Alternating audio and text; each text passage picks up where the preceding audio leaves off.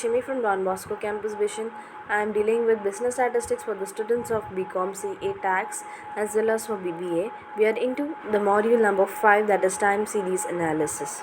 So students, in the last lecture we had seen the concept of moving average method, wherein we had tried to compute or find the trend analysis using the method.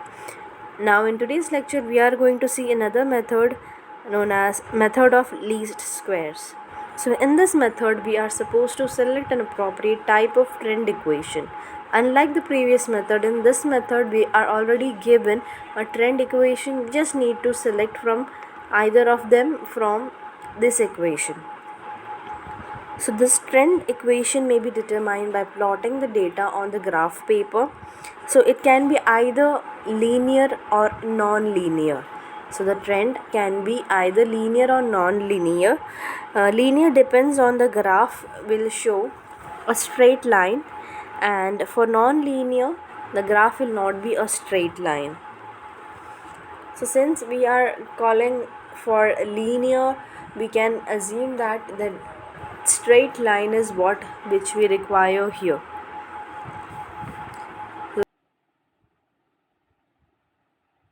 The equation for finding the straight line is y of t is equal to a plus bx.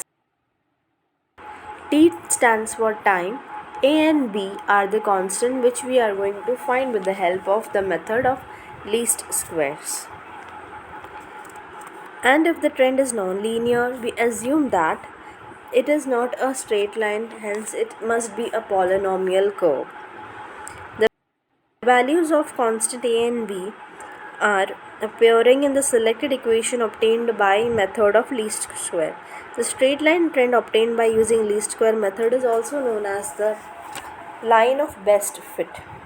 Now, from the line we can say that there are certain kind of deviations which take place from a straight line, and these deviations, consider them if we take the sum of the squares of these deviation on either side is equal to 0. Since the aspect is time here, the same concept we are going to take sum of the squares of the deviation at a time and sum of the squares of deviation another time, we will get a least difference. For this reason the method is called as a method of least squares. If a straight line trend is assumed, the line of the trend will have the formula yt is equal to a plus bx, where y is a dependent variable, a and b are two unknown constants, and we have to find the values of a and b using or by solving two normal equations, and x is the unit of time.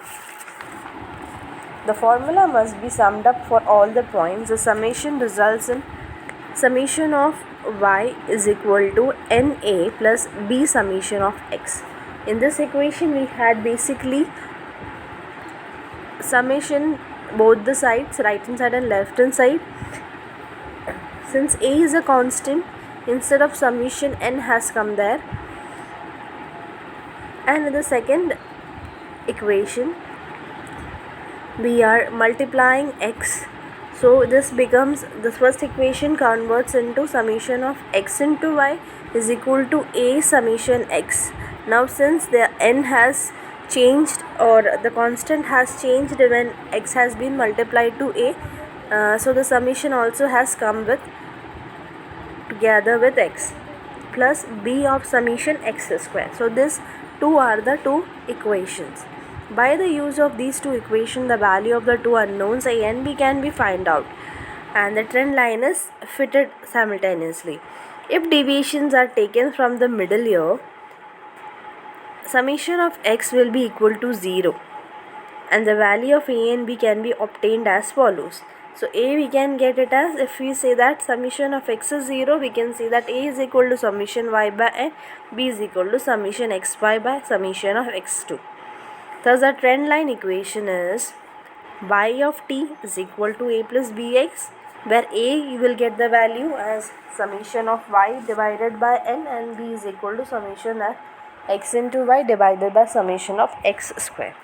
X is your t minus middle year, t will be the time or year, This must be already given in the question. According to that, you are going to divide or subtract it with the middle year to find x.